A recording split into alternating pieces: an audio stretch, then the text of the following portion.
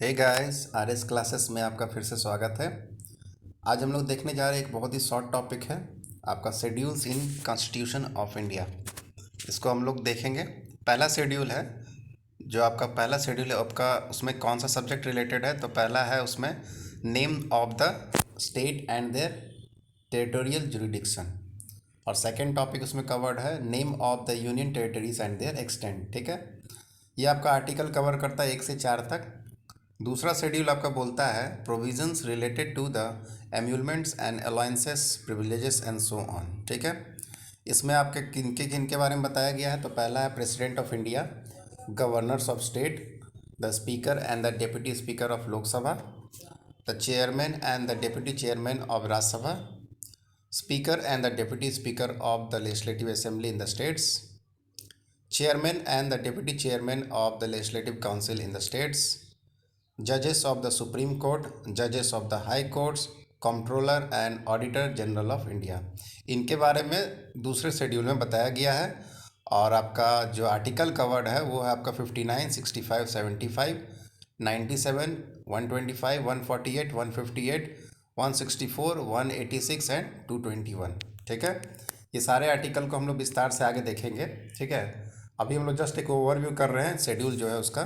Total हम लोग देखते हैं कितना शेड्यूल है और कौन कौन से इसके अंतर्गत आते हैं। थर्ड शेड्यूल है आपका फॉर्म्स ऑफ ओथ और अफर्मेशन। तो ये आपका शपथ के बारे में बताता है। तो किन का शपथ?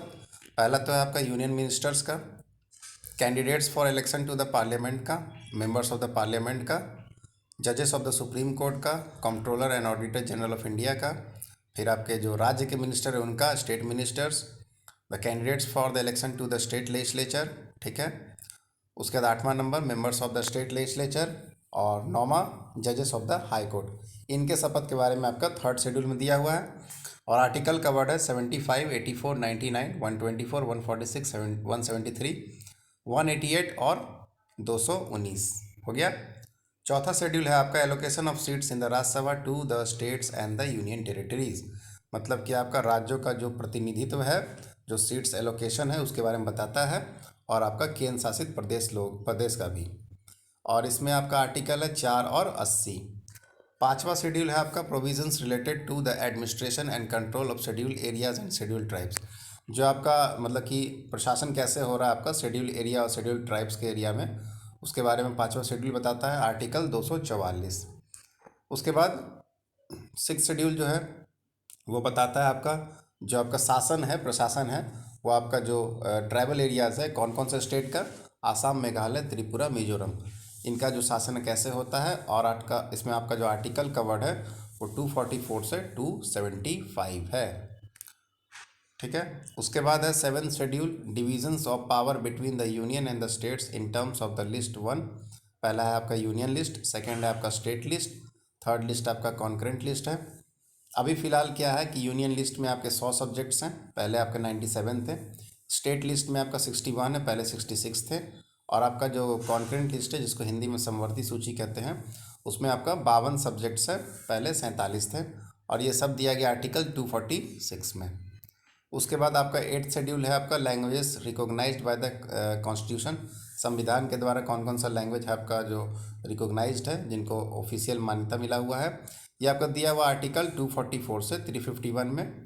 तो पहले शुरुआत में क्या था कि 14 लैंग्वेजेस को ही मान्यता दी गई थी, लेकिन फ़िलहाल अभी प्रेजेंट में 22 लैंग्वेजेस है।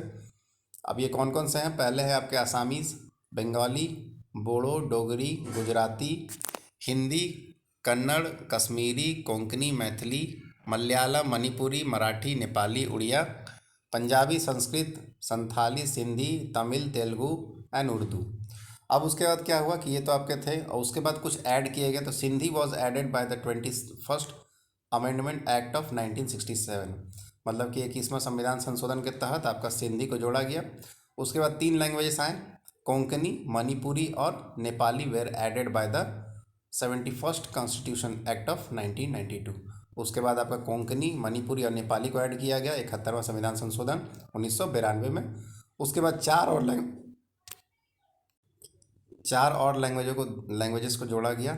उसमें पहले आपके हैं बोडो, डोगरी, मैथिली, संथाली, ये सभी को जोड़ा गया आपका 92nd अमेंडमेंट एक्ट ऑफ 2003 में। उसके बाद 9 शेड्यूल दिया गया है act and regulations, originally 13 but presently 289 of the state legislature dealing with land reforms and evolutions of zamindari system and of the parliamentary dealing with other matters. This schedule was added by the first Constitutional Amendment Act 1951 to protect the laws included in it from judicial scrutiny on the ground of violation of fundamental rights. However, in 2007, the Supreme Court ruled that the law included in this schedule after April 24, 1973 are now open to judicial review. इसमें क्या था ना कि सरकार जो भी संशोधन करती थी तो आपका जो कोर्ट था वो आपको अगर उसको लगता था कि ये आपका संशोधन सही नहीं है तो वो आपका नल एंड वॉइड उसको घोषित कर देती थी।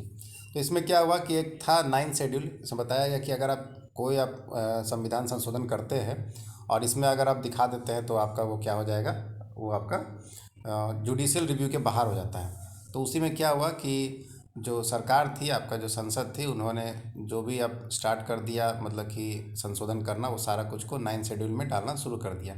इस चीज़ को देखते हुए सुप्रीम कोर्ट ने 2007 में डिसीजन लिया कि जो भी आप शेड्यूल जो भी आप कर रहे हैं, जो भी आप संशोधन कर रहे हैं और जो भी आपका हुआ था 24 अप्रैल 1973 के पहले, वो तो ठीक था, लेकिन अब जो भी हो रहा है आपका जुडिशियल रिव्यू के तहत आएगा। ठीक है, उसके बाद हम लोग देख लेते हैं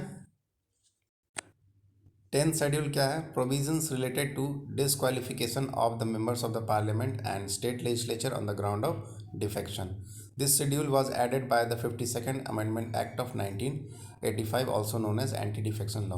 तो इस शेड्यूल में क्या है, इसको मतलब कि आपका दल बदल अधिनियम भी कहा जाता है हिंदी में।